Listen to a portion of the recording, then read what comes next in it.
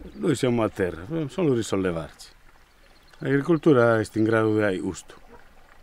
Era a credere, è un vinto, era una mentalità politica e economica in agricoltura, un vinta e crede sopra di giusto. Cioè non continuare a pensare perché ci sono dei stoffanti di Bergamo e Milano che vengono qui in Sardegna a riproporci chimiche che non avvelenano più. Hanno già avvelenato tutto. Non c'è più nulla da avvelenare.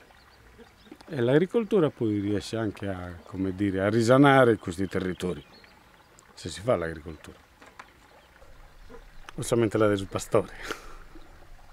Il pastore non ha mai tentato di dinare, mai. Nella sua vita da sempre non ha mai avuto soldi, però aveva sempre il mangiare.